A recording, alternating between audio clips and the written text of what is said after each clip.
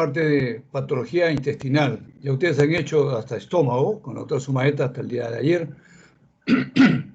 Hoy vamos a hablar de patología intestinal. Y dentro de lo que está en el sílabus, tenemos que hablar de los divertículos o enfermedad diverticular.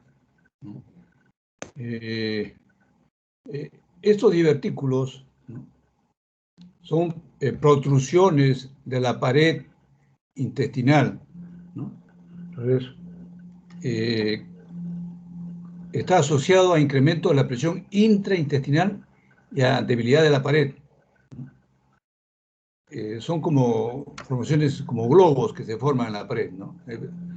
Áreas muy débiles, muy delgadas, por incremento de la presión intraluminal del intestino, se sopla esto y hace un globo. Y es más común en gente de la tercera edad, ¿no?, con dieta baja en fibras. Esto tiene que ver mucho con el estreñimiento, ¿no? Estas dilataciones, que usualmente son de colon, pueden quedarse como tal, ¿no?, y usualmente se presentan, ¿no?, con pequeños malestares simplemente. Pero cuando esta diverticulosis, ¿no?, se irrita, ¿no?, se inflama, ¿no?, por un material fecal impactado, ¿no?, porque dentro de la cavidad de esta se impacta un material fecal, y este material fecal, como tiene gérmenes, puede irritar e infectar la divertículo. Se produce lo que se llama la diverticulitis. Diverticulitis, o sea, inflamación del divertículo.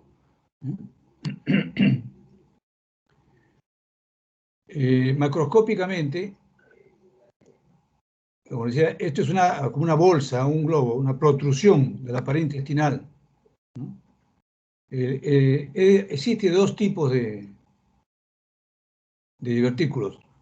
El más común de ellos es el llamado divertículo falso o de pulsión, pues es una herniación de la mucosa a través del defecto de la capa muscular. O sea, lo más común es que sea porque existe una debilidad de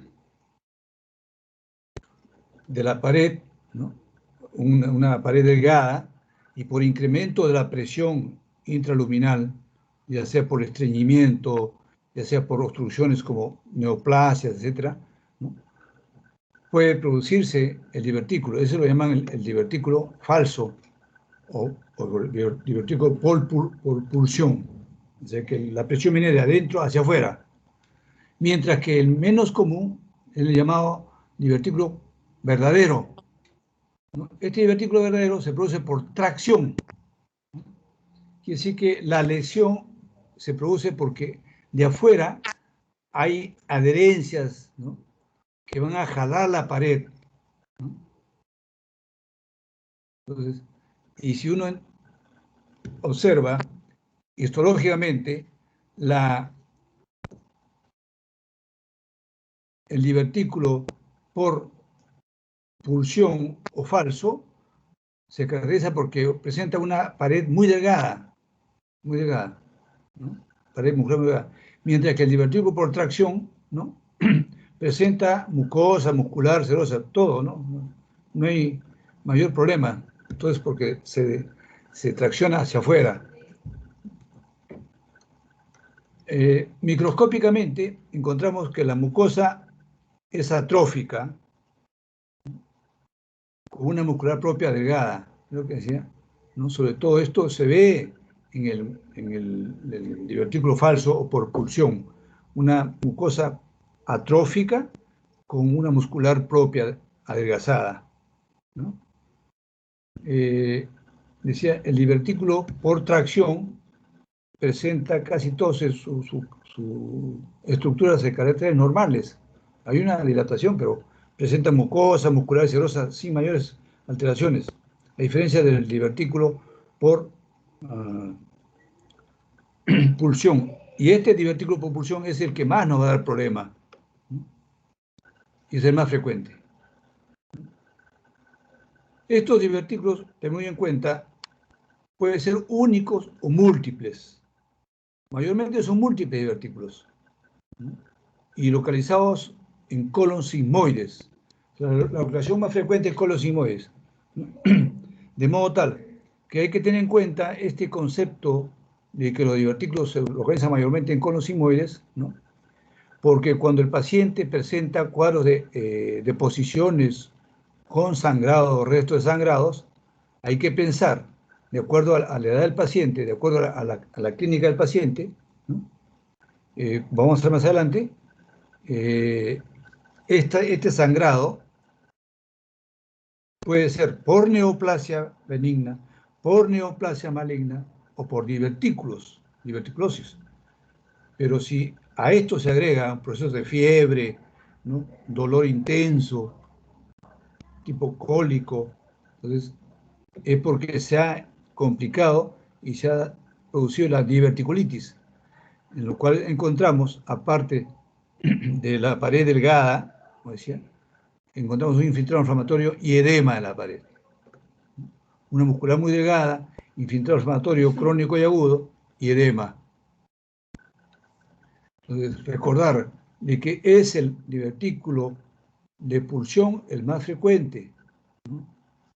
Y que se localiza mayormente en el colon sigmoides y es responsable de, cuando se complica, puede dar no solamente infiltrado inflamatorio y edema, sino cuadros de hemorragia, ¿no? O sea, heces con sangrado. Acá tenemos, miren ustedes, una endoscopía, cómo se puede ver. Acá hay varios divertículos, por aquí se ve, ¿no? Debilidad de la pared. Esto es una especie de bolsa hacia afuera, que es la parte interna, es el divertículo, así se ven. Y cuando esto se complica, empieza a sangrar, pues sangra de acá, ¿no? Y puede llevar a la anemia inclusive. Acá tenemos otros, el divertículo de pulsión, vean ustedes, ¿no? Acá este es una mucosa intestinal colónica gruesa, normal, ¿no? La mucosa, ¿no? La submucosa, la muscular propia, ¿no? Sin embargo, y acá igual, vemos acá que en un extremo, ¿no? Se forma una bolsa en lo cual la mucosa es mucosa atrófica, casi no se ve, mucosa completamente atrófica, ¿no? Y la pared muscular, que es esto de acá, muy delgada, muy delgada, ¿no? Y como le decía, una de las complicaciones de esta enfermedad es que pueden sangrar, ¿no? Sangrar con suma facilidad. Hacia acá vemos el divertículo, esta es la parte normal, ¿no? Hacia acá la parte del divertículo, en el cual vemos la mucosa atrófica, ¿no? Atrófica, con un adelgazamiento de la columna, y acá vemos un gran infiltrado. Esto ya es una diverticulitis, así se ve. Microscópicamente se ve, esto es el divertículo o diverticulosis, y acá es la diverticulitis con un gran infiltrado inflamatorio.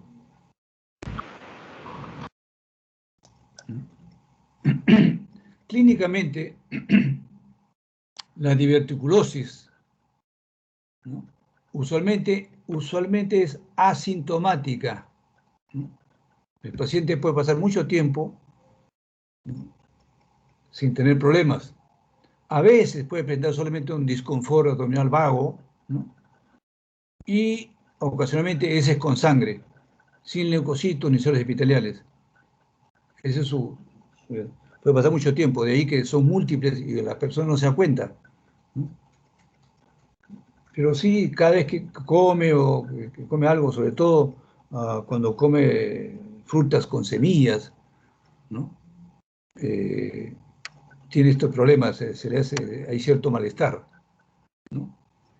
Pero cuando ya se complica la verticulosis, hay inflamación de la pared, hemos dicho, el paciente presenta fiebre, dolor abdominal cólico crónico en el cuadrante inferior izquierdo, porque como hemos dicho, es más frecuente en el colon sigmoides, que está en el cuadrante inferior izquierdo, ¿no es cierto? Y también posiblemente heces con sangre roja brillante o sangre rutilante. Entonces, lo que yo le decía, de que cuando un paciente presenta heces con sangre, miren ustedes, estos pacientes usualmente están por encima de los 60 años de edad, ¿no? Entonces, y presenta fiebre, dolor abdominal cólico, hay que pensar en divertículo. Pero también usted me puede decir, doctor, pero ¿por qué no es pólipo colónico, que también puede sangre, con sangre roja brillante, ¿no? ¿Y por qué no es un cáncer de colon sigmoides, que se caracteriza igualito? Porque presenta acá. Aquí tiene que ver mucho la clínica, mucho la clínica. La neoplasia maligna puede tener fiebre, puede dar dolor abdominal, ¿no? Tipo cólico, y también da ese con sangre. Pero la diferencia está en que el paciente con cáncer tiene anorexia, baja de peso, un color pálido, terroso, ¿no? Una anemia marcada. A diferencia de esto, que sí hace anemia, pero no está marcada, ¿no? Solamente cuando hace un problema de diverticulitis. Entonces uno puede diferenciar. Si este tiene ese con sangre, ¿no? Rutilante o sangre roja, pues tiene que ver qué puede ser, ¿no? Hay que pensar en las tres posibilidades, ¿no? Y hay que descartar lo más grave, que es el cáncer, ¿no? Entonces, ¿qué complicaciones puede tener esta enfermedad diverticular, ¿no? La enfermedad se puede perforar, ¿no? Y puede inclusive dar abscesos o, si se perfora, puede haber peritonitis, ¿no? Ahora puede tener pequeños cuadros de perforación y como recuerden ustedes que el epiplo tiene una gran capacidad de protección, se perfora la pared intestinal en un pequeño divertículo, en un pequeño, acá, por ejemplo, a ver dónde, acá hay una pequeña perforación, ¿no? Sale un poco de material fecal que está acá metido hacia afuera, y este epiplo que está acá tapona, y con el tiempo esto se va convirtiendo en bridas fibrosas, ¿no? Se van haciendo fibrosis esta zona. De modo tal que esta fibrosis puede llegar a acortar la longitud del intestino y producir estenosis, o sea, reducción de la pared intestinal por fibrosis, por una consecuencia de una peritonitis que haya empezado. La peritonitis no siempre es fatal, ¿no? El tratamiento, sabiendo nosotros que la causa más común de los divertículos es la pulsión, o sea, el incremento de la presión intraluminal, ¿no? Y esto se asocia con mayor frecuencia al estreñimiento, pues indica dieta rica en fibras y laxantes para el paciente, ¿no? La persona que sufre de estreñimiento, ese es su riesgo, ¿no? La presencia de divertículos va a serlo en cualquier momento, ¿no? Y si ese divertículo se complica con una diverticulitis, aparte de la dieta rica en fibras, hay que agregarle antibióticos. Y si el problema es muy crónico, muy avanzado, pues hay que sacar el divertículo, o sea, es cirugía. En ambos casos, tanto diverticulosis como diverticulitis. Si el paciente hace muchos cuadros de diverticulitis en varias etapas de su vida, hay que sacar a resección parcial del colon, donde está la zona. Pero hay que hacer primero una colonoscopia para ver hasta dónde va la cantidad de divertículos. ¿Ya?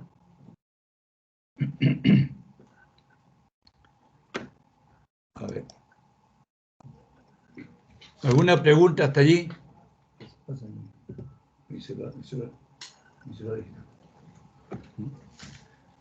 Si no hay pregunta, vamos a pasar. Acá está, hijo. Joaquín, ¿no? Obstrucción intestinal, ¿no? ¿Qué es obstrucción intestinal? Este es un fenómeno que se da con cierta frecuencia, entonces, y puede afectar cualquier edad de la vida. La obstrucción intestinal viene a ser la interrupción del paso del contenido intestinal, ¿no?, por algo que está obstruyendo el lumen, ya sea físico o por torsión o por problema del sistema simpático, etc. Es una obstrucción del contenido intestinal. Un momentito.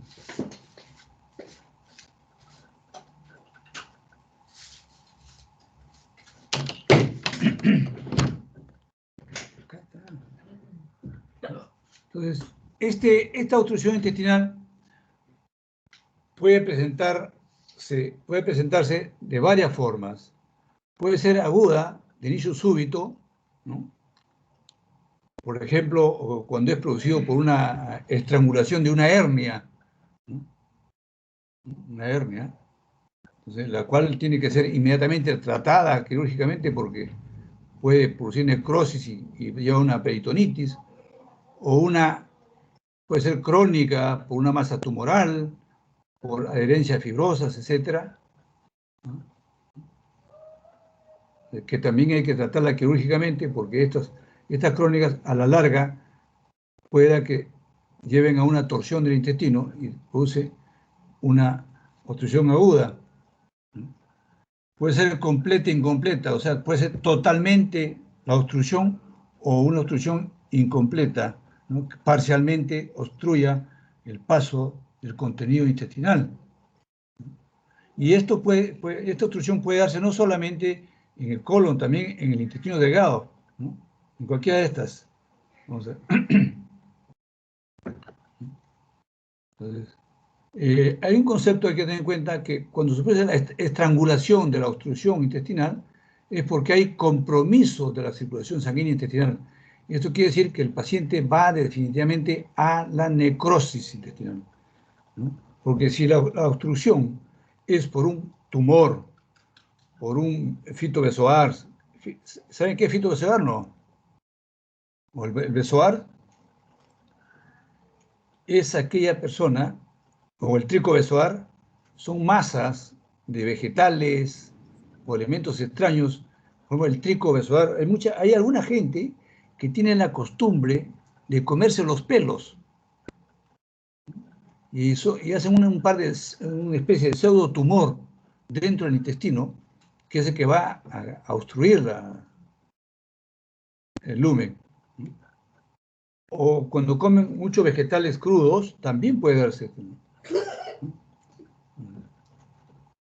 Entonces, a ver, ¿cuáles son las causas de la obstrucción intestinal? Hemos dicho que puede estar afectado el intestino delgado o el intestino grueso. El 85% de las obstrucciones intestinales son en intestino delgado, ¿no? 85%. Y el 15% en colon, ¿no?, o intestino grueso. En algunas estadísticas hablan de 70-90% intestino delgado, ¿no?, 10 a 30% en colon, ¿no? Entonces, para sacar una media, ¿no?, tenemos otros acá de que intestino delgado 85%, intestino grueso 15%. Estas causas, ojo, estas causas, ¿no?, son para intestino delgado. El 70% de la obstrucción intestinal delgada es por adherencias fibrosas. ¿Qué son adherencias fibrosas? ¿Por qué se forman? Son pacientes que han tenido, ¿no?, cirugías previas, como cirugías de vesícula, cirugías de apéndice, de ovario, de útero. Entonces, se ha trajinado el intestino al momento de hacer estas cirugías y van formando adherencias alrededor del intestino, ¿no? Entonces, el 70% de las causas de obstrucción intestinal en intestino delgado son por adherencias, son adherencias fibrosas, ¿no? Igualmente, el 20% por hernias, ¿no? Hernias. Y de estas hernias, las más frecuentes son las hernias inguinales, ¿no? Entonces, pueda que el intestino vire, o sea, migre hacia la zona de la hernia, y ahí se obstruye. Y dependiendo de la cronicidad o la rapidez con que se ha producido la salida de la hernia, esta puede estrangularse, ¿no? Y si se estrangula, puede llegar a necrosis del tejido, nosotros lo llamamos hernias encarceradas, que es un cuadro de abdomen agudo que hay que inmediatamente operarlo, ¿no? Reducir esta hernia, hay que reducir.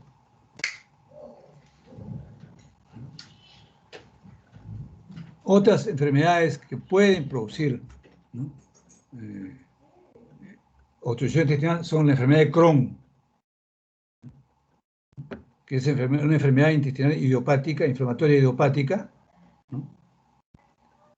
Por isquemia, también se produce por isquemia, o por efectos de radiación, pacientes que reciben radioterapia por una masa que no sea intestinal, puede producir una obstrucción intestinal. La intususcepción es otro fenómeno que es más frecuente en niños, es muy frecuente en niños, ¿no?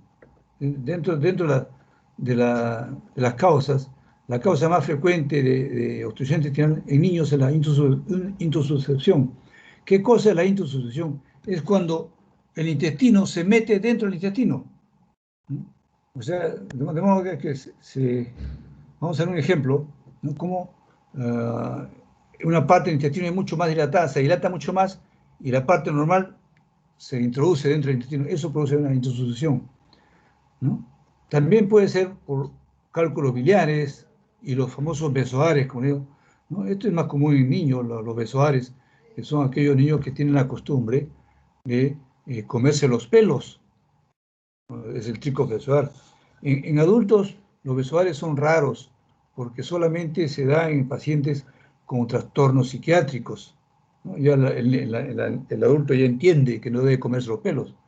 Pero el niño es poco difícil, ¿no? El niño, a veces niños muy nerviosos, muy agitados, se comen los pelos y estos hacen unas pseudomasas tumorales dentro del intestino. Y también otra de las causas, ¿no? Son las neoplasias. Neoplasias. Un 3% de neoplasias. O sea, el 70% en el intestino delgado son adherencias, hernias inguinales más frecuentes o hernias en general, ¿no? Y neoplasias. Mientras que en el colon, que son menos frecuentes la obstrucción intestinal, la causa más frecuente es la malignidad, las neoplasias malignas, ¿no? Neoplasias malignas. El 60% de las causas de obstrucción intestinal colónica es por cáncer, ¿no? Cáncer de colon, ¿no? Sobre todo en el colon derecho, ¿no?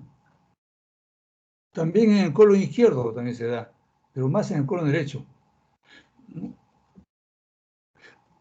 O por el fenómeno del vólvulo. Este vólvulo, miren, 20% es cuando hay torsión alrededor del eje, rota el intestino grueso y se produce una estrangulación del colon.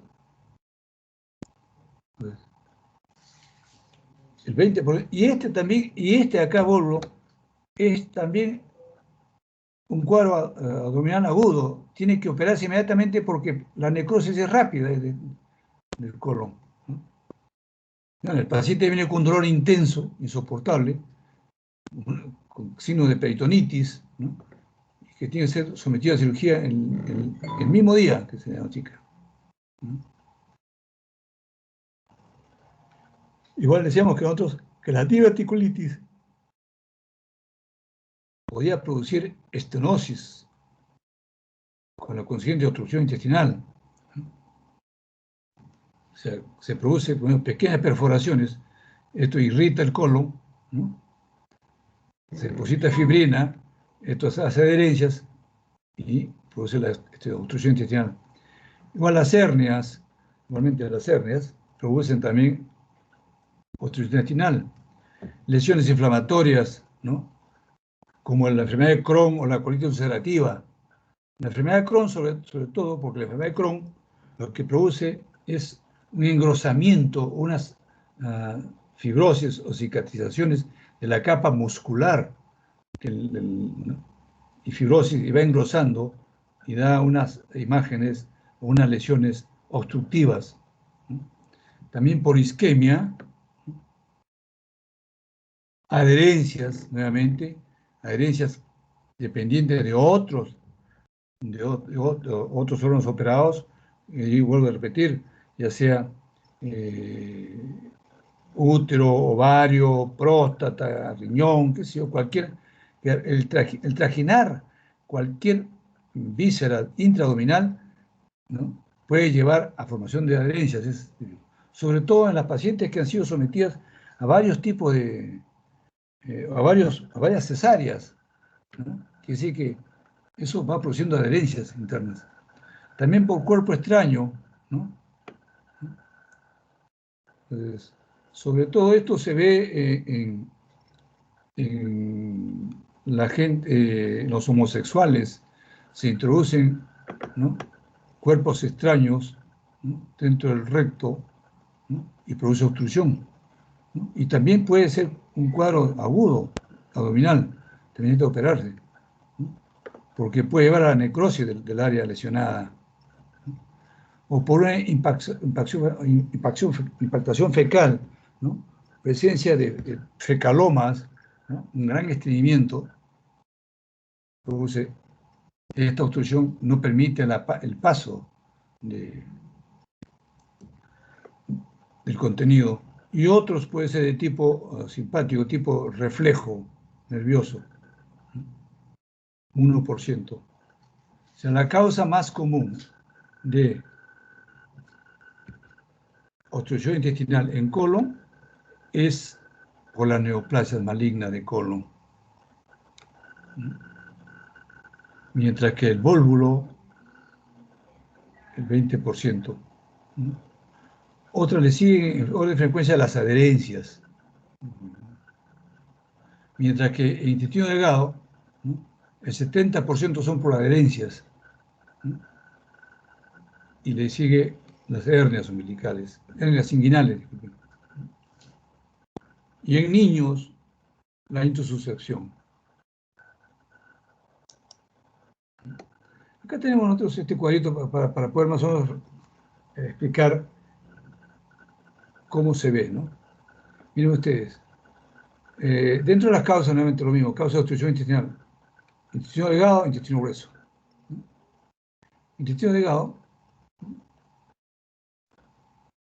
se ve así, acá también, pero hay una zona que está media rojiza, dilatada, ven ustedes, ensanchada. Esto es lo que llaman la intususcepción. Esta área de acá se dilata de modo tal que el intestino se mete dentro de la luz. Esto que está acá, que se dobla, incluso se mete, como un dedo de guante. Se mete esta es la intususcepción, más frecuente en niños. Mientras que en colon tenemos la hernia umbilical, es una causa de obstrucción intestinal, ¿no? Adherencias, ¿ven ustedes? ¿No? Adherencias que provienen porque ha sido trajinada toda esta zona, no es que haya sido operada, sino esta zona ha sido trajinada, ¿no? O por neoplasias malignas, el cáncer de colon, va a producir obstrucción. Ya que estamos aquí, aprovechamos, ¿no? Este tipo de obstrucción intestinal que ve usted con estrechamiento de la luz ¿no? Pero no vemos una neoplasia bien definida, es un estrechamiento acá, esta es la neoplasia, ¿no? Pero que crece hacia la luz, estrechando la pared. Este es colon izquierdo, mientras que el colon derecho se forma una masa tumoral, una masa fungoide acá. Vamos a ver por ahí un ejemplo, creo. Entonces, ¿alguna pregunta hasta acá, muchachos?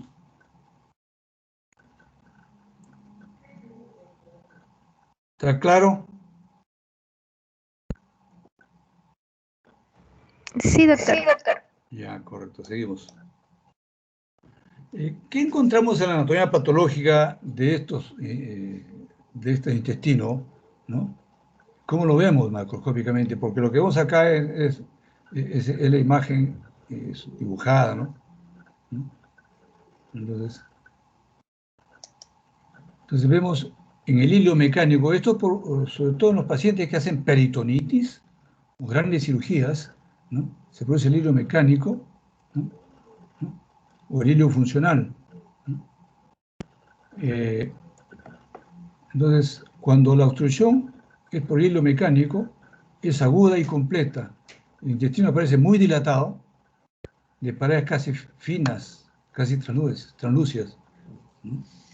Esto es porque hay algo que está obstruyendo, es mecánico, ya sea por estos chicos besoar, una neoplasia, ¿no? O bridas, hacen que se dilaten enormemente, se dilate enormemente el intestino, y sus paredes son delgadas. Uno de los riesgos es que se puede perforar, pues, ¿no? Y si se perfora, porque esto se puede necrosar, ¿no? Y puede haber una peritonitis, ¿no?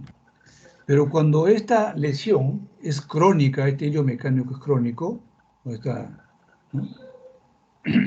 La pared está engrosada por efecto de una hipertrofia de la capa muscular.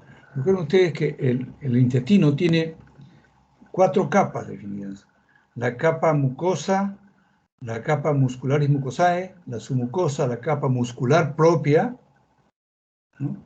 Y la capa serosa. Entonces, cuando algo obstruye, ¿no?, el pasaje del contenido, el intestino tiene sus movimientos peristálticos y antiperistálticos. Estos movimientos peristálticos hacen presión para que pase el contenido, pero como está obstruida, ¿no?,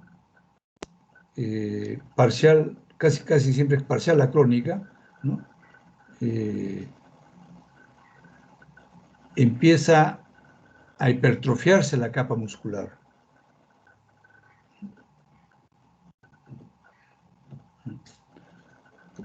Mientras que en el hilo funcional,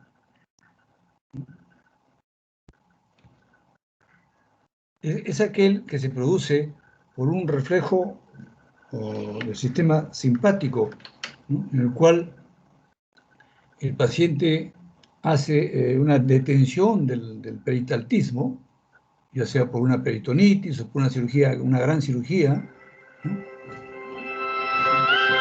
Un cíclico. Hermano, estoy en clase en la universidad, te llamo después, ¿ya? Entonces, el paciente puede presentar lo que llama un hilo funcional, se paraliza, ¿no?, y no hay río ciudadero, no hay lucha contra la obstrucción, entonces se obstruye, ¿no? Entonces encontramos que el intestino es un intestino enrojecido, cubierta por abundante exudado seroso, fibrinoso o purulento, porque esto usualmente es secundario a una peritonitis, ¿no? Una cuestión refleja.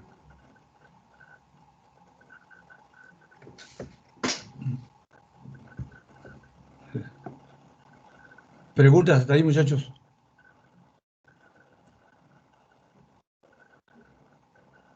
Miren, yo he puesto, porque en realidad esto, han puesto el sílabus habla de divertículos y obstrucción. Y después habla de tumores de intestino delgado, ¿no? Y linfomas. Y el tiempo para la primera clase es corto, como usted ve, no es mucho, 40 minutos. Pero para la segunda clase, que es neoplasia, es mucho más grande, mucho mayor. Entonces vamos a agarrar parte de esta clase para hacer las neoplasias intestinales, ¿no? Pues, y mañana continuamos, pero ahorita vamos a las 5 terminamos. Mañana continuamos con esta clase, pero quiero mostrarles, acá está. Miren, dentro de las neoplasias intestinales, ¿no? Tenemos que pueden ser benignas o pueden ser malignas. ¿Correcto? Entonces, dentro de las benignas tenemos los adenomas, que son neoplasias benignas originadas en el epitelio de las glándulas mucosas. O sea, en la mucosa, ahí se origina. Son la mayor cantidad de neoplasias, las benignas. Cuando estas neoplasias originadas en el epitelio glandular son malignas, se denomina adenocarcinoma. ¿Recuerdan ustedes? ¿No? Carcinoma, neoplasia originada en el epitelio. Y si se origina en el epitelio glandular, se denomina adenoglándula. Carcinoma, ¿no? Epitelio. O sea, cáncer originado en las glándulas, en el epitelio glandular. Entonces, como digo, puede ser, ¿no? Adenomas y malignos adenocarcinomas. De estos, los más frecuentes son los adenomas y los adenocarcinomas como malignos. Tenemos otras neoplasias que ya depende del tipo de tejido, ¿no? Acá, por ejemplo, neoplasias que se originan en el músculo liso, ya sea en la muscular propia o en la muscular mucosae, mayormente muscular propia, ¿no? Inclusive en la pared muscular de las arteriolas, también de las arterias de mediano calibre, ¿no? Entonces, son los leiomiomas, ¿no? Y si es maligno, leiomiosarcomas, ¿no? Estos leiomiomas y leiomiosarcomas se van a presentar por debajo de la capa mucosa, porque se originan en la capa muscular. Otras neoplasias son los carcinoides, que pueden tener un comportamiento, aquí es impredecible. No se habla de carcinoma maligno ni carcinoide benigno. Su comportamiento es impredecible. Puede ser que sea benigno, como puede ser que sea maligno, dependiendo, ¿no? de cada célula, ¿no? Y estos se producen las células argentafines. Estas células argentafines son las que están en el epitelio, ¿no? Y estas son las células que producen gránulos neurosecretores. Vamos a ver este tipo de neoplasias. Otras neoplasias también del intestino que se pueden originar en los plexos nerviosos, ¿no? Ojo, los plexos nerviosos, ¿no? Del intestino son los neurofibromas benignos y los neurofibrosarcomas malignos, ¿no? Se origina en el tejido nervioso del intestino, ¿no?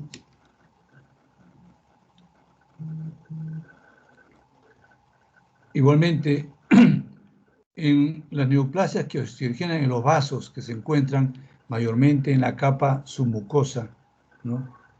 También en la capa muscular, pero mayormente está en la capa submucosa, ¿no? Entonces, ahí hay mayor cantidad de vasos, ¿no? Y son los que se derivan de los vasos, son los hemangiomas benignos, ¿no? Y los angiosarcomas. Entonces, estos se originan en los vasos sanguíneos. Ahora, dependiendo si esto es un tumor, pues también se pueden presentar tumores que son raros, ¿no? Se originan en los vasos linfáticos, se denomina linfangioma, y si es maligno, linfangiosarcoma. Entonces, igualmente, en el tejido, recuerden que también hay tejido conectivo, ¿no? Tejido fibroso, los fibromas y los fibrosarcomas, ¿no? Se originan los fibroblastos. Todos estos están de la submucosa para abajo, o sea, para afuera, que digan, ¿no? Y el carcinoide y los adenomas, adenocarcinomas y carcinoides están usualmente en la mucosa. Y los carcinoides también se pueden encontrar en la submucosa, porque recuerden que hay glándulas submucosas. Ahí están las células argentafines. Y los linfomas. Recuerden ustedes que el intestino tiene numerosos focos de tejido linfoide. A nivel del intestino, sobre todo delgado, en el tercio distal, ¿no? En el ilio, se denominan las placas de Peyer. Y existen linfocitos no solamente presentes en los tejidos linfoides, que es la placa de Peyer, sino también en la lámina propia. Entonces, han visto ustedes en una práctica el linfoma de Mal. Vamos a hacer un ejemplo, ¿no? El linfoma de Mal se origina justamente en el tejido linfoide extranodal, o sea, extraganglionar. O sea, no está en la placa de Peyer, no se inicia acá, se inicia en los linfocitos que están en la mucosa. Entonces, estas son las neoplasias, como digo, más frecuentes del intestino, tanto delgado como grueso. A nivel de intestino delgado, lo más común es que haya adenomas, adenocarcinomas y carcinoides.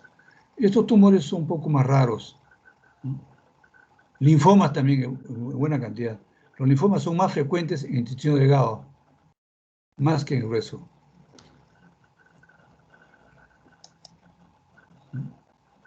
Este es en general lo que son las neoplasias. Ahora veamos nosotros, por orden de frecuencia e importancia, ¿no?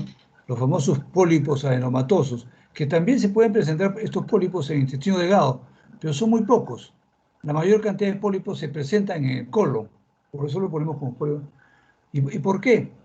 Porque estos pólipos adenomatosos, muchos de ellos degeneran en cáncer, algunos no. O sea, la gran mayoría de los pólipos que están en el colon se transforman en cáncer, por eso la importancia de estudiarlos, ¿no?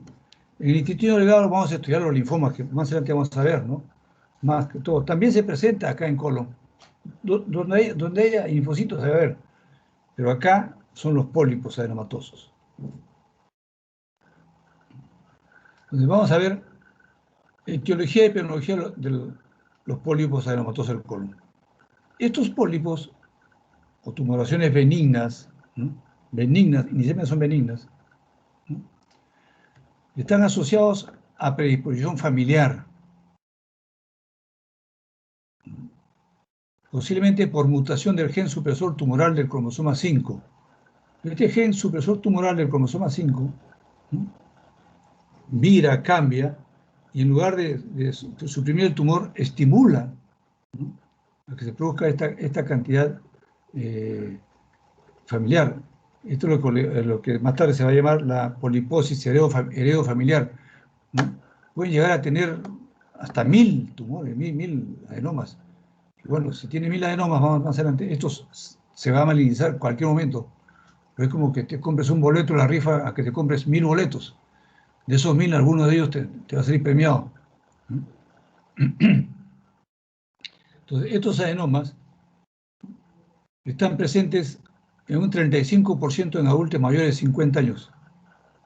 También hay gente joven, pero mayormente por encima de los 50 años.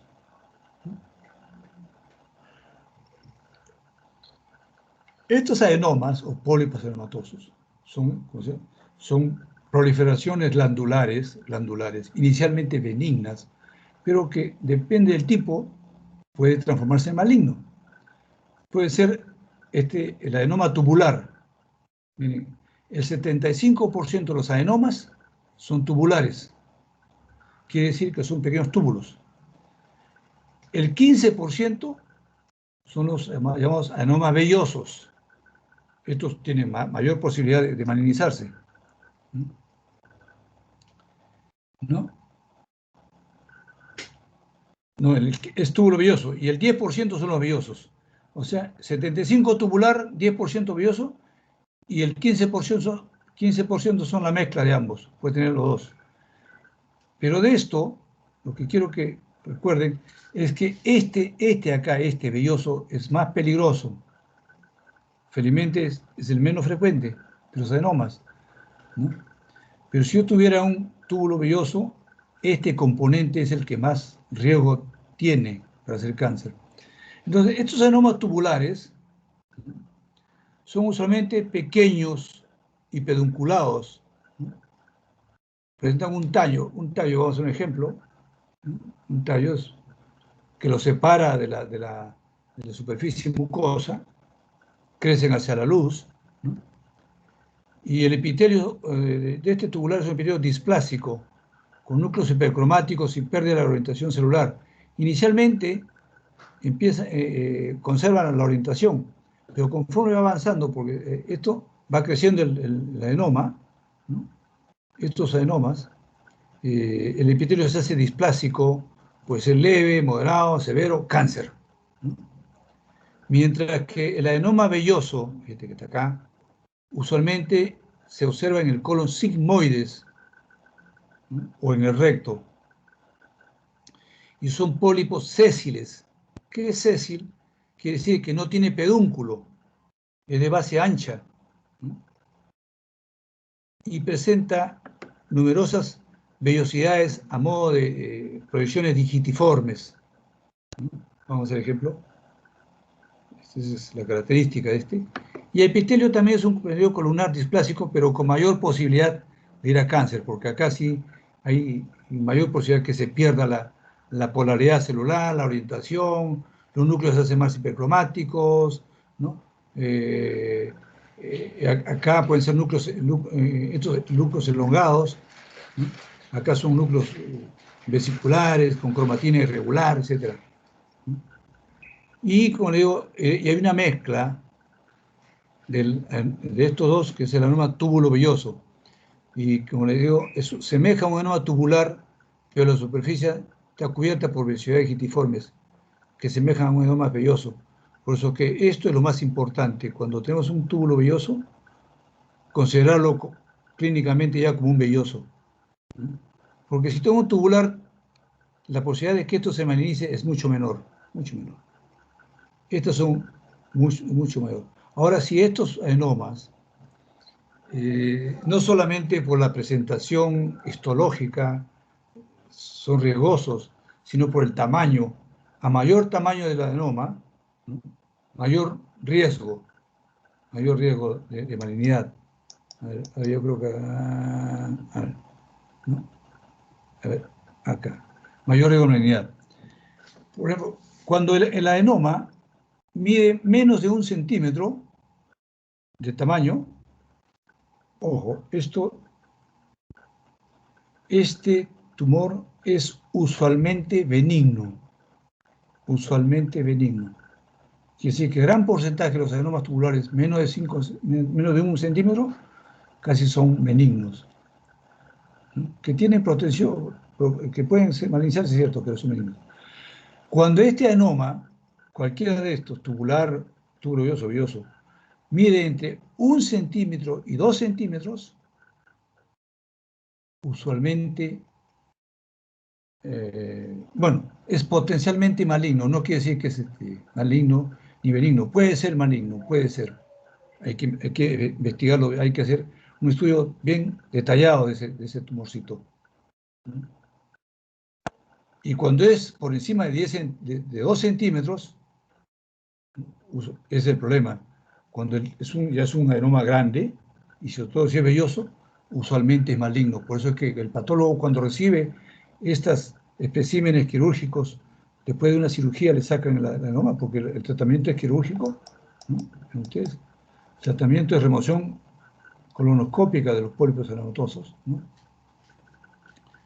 Entonces, y esto es lo que les decía a ustedes. Esto de acá, ven ustedes, Esta es la mucosa normal, el colon. ¿No? Esto es una endoscopía. Y esto de acá, es el pólipo adenomatoso.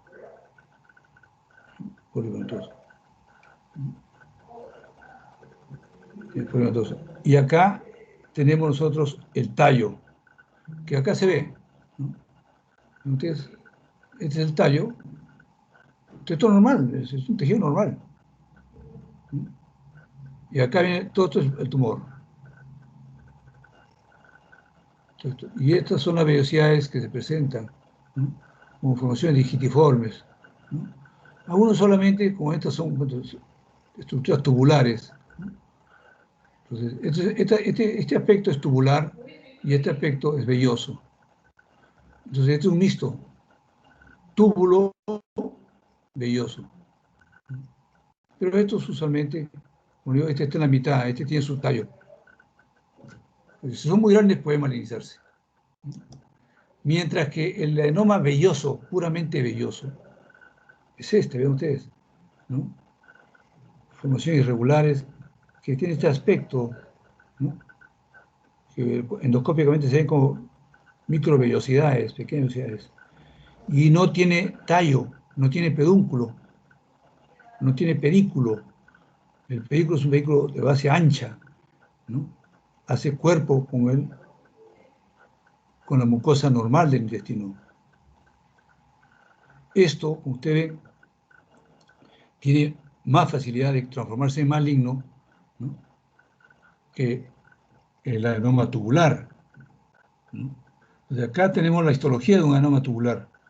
No hay, como ustedes ven, esta es la pared normal del intestino, esta es la base, ¿no? Césil, no hay pedículo. Y todo esto, estas formaciones o proliferaciones digitiformes, elongaciones hacia la luz, el epitelio, ¿no? Esto está acá, como vellosidades esto, acá vellosidades. ¿Ven ustedes? ¿No?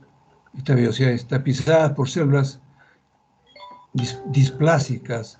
Incluso ustedes ven acá que tiene un color más oscuro, significa que estos núcleos son más hipercromáticos. Y inclusive hay áreas donde hay proliferación de células. Usualmente es un solo epitelio, un epitelio monoestratificado, pero áreas que ya empiezan a engrosarse por proliferación, ¿no? Entonces esto se está malignizando acá, ¿no? Aún es maligno, porque para maligno le falta algunas cosas, ¿no? Cuando nosotros vemos que las glándulas son glándulas irregulares, con proyecciones digitiformes, ¿no? Pero vemos entre ellas, a pesar de, ¿no?, cierta similitud, cierto tamaño, ¿no?, homogéneo, es un signo de benignidad.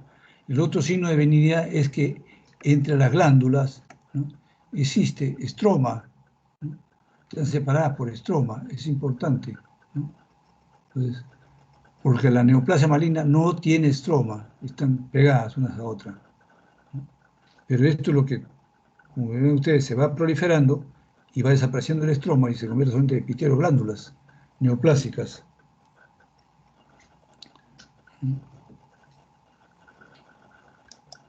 Entonces, clínicamente, los pólipos adenomatosos usualmente son asintomáticos, cuando son muy pocos, ¿no? Pero yo le decía que había que tener en cuenta el sangrado rectal. Si el paciente tiene un sangrado rectal, sobre todo del lado izquierdo del colon, hay que pensar que puede ser por una neoplasia maligna, puede ser por un pólipo adenomatoso, ¿no?, ya sea de tipo sésil o pediculado, que está sangrando, o puede ser porque por diverticulosis, o diverticulitis, ¿no? Este sangrado puede llevar a una anemia ferropénica, es decir, una anemia por falta de fierro, pérdida crónica de sangre. Y lo que decía, este pólipo adenomatoso está asociado a incremento de riesgo de cáncer colorectal, especialmente el adenoma velloso. O sea, la presencia de pólipos de gran tamaño, pólipos numerosos, ¿no?, tienden a transformarse en cáncer, sobre todo el tipo velloso. El tratamiento, dependiendo, si es un pólipo pequeño, uno puede hacer una mucosectomía, ¿no? O sea, quiere decir que solamente a través del endoscopio del colonoscopio le puede sacar el pólipo, es una remoción colonoscópica, ¿no? Le pueden sacar, si fuera así como esto, por ejemplo, que tiene pedículo, acá a través del colonoscopio meten una asa de alambre, acá y acá, y lo ajustan, ¿no? Entonces, esto se corta y sale el pólipo, ¿no? Estos pólipos ya son más difíciles de sacar colonoscópicamente porque su base es muy, muy ancha. Puede, sí, hay un método que consiste en inyectar suero fisiológico en la base, ¿no? De modo tal que esto se eleva y pueden tratar de ponerle una asa y cortar acá. Es una técnica que los japoneses lo hacen con mucha facilidad. Acá en Perú algunos también la están haciendo ya. Entonces, igualmente, una resección quirúrgica primaria de las lesiones sésiles grandes, ¿eh? Cuando es pequeño se puede sacar por el colonoscopio, pero si es grande, preferible, ¿no?, ir a la resección quirúrgica primaria, ¿no? Se le puede dar, ¿no?, AINES y aspirina para disminuir la incidencia de enomas, ¿no?, el cáncer colorectal, ¿no? Como le decía, estos adenomas, dependiendo del tamaño, hay que estar atentos. Si el tamaño es más de 2 centímetros, ¿no?, tenemos que buscar de todas maneras, sacado el pólipo, por ejemplo, sacan el pólipo, ¿no?, quirúrgicamente. Entonces, lo que tiene que hacer el patólogo no solamente hacer solamente este corte, sino cortar así. O sea, en todo, cada uno de estos hacer cortes, porque recuerda que este es un corte y estos son tridimensionales. Se tienen que hacer múltiples cortes, ¿no?, a diferente nivel. Por ahí van a encontrar el cáncer, ¿no?, y hay que darle tratamiento, pues. O igual, ¿no?, se corta todito. Aquí por lo menos habría que hacer unos 10, 12 cortes, ¿no? Bueno, esto no creo que lo vamos a hacer solamente para hacer recordar. No es necesario que aprendan esto, sino que miren ustedes, ¿no?, el paciente con cáncer o con pólipos, ¿no?, puede tener anemia, sangrado, ¿no?, anemia, sangrado, ¿no?, y puede ser pólipos. Entonces, si uno siente un paciente que tiene sangrado oculto en heces, ¿no?, como digo, puede ser cáncer, puede ser pólipo, adenomas, o puede ser divertículos, ¿no?, diverticulitis. Entonces hay que ver el cuadro clínico. Si el paciente solamente tiene dolor, ¿no?, fiebre, y no tiene baja de peso, come bien, buen ánimo, ¿no?, hay que pensar que es una diverticulosis, y si tiene antecedentes de estreñimiento, bueno, divertículos, hay que investigarlos. Pero si no tiene nada de eso, hay que ver si es un pólipo. Para eso se hace, ¿no?, una serie de pruebas, ¿no?, una colonoscopia para ver si tiene uno o más pólipos, y de acuerdo a eso se le sacan los pólipos. Entonces, y de acuerdo al tamaño del pólipo, uno le podrá decir al paciente, ¿no?, si esto es benigno o es maligno, o tiene posibilidades de que este paciente haga un caso de malignidad posterior de un cáncer de colon, ¿no? ¿Alguna pregunta, muchachos? Okay. Aquí nos quedamos por el día de hoy. Mañana continuamos con síndrome de poliposis múltiple, ¿correcto? ¿Ya? Lisette, ahí nos quedamos, ¿ya? Ya, doctor, Ya, muchas doctor, muchas gracias. gracias. Entonces, mañana continuamos acá, pero quiero salir acá para poder pasar el internet. Acá estoy.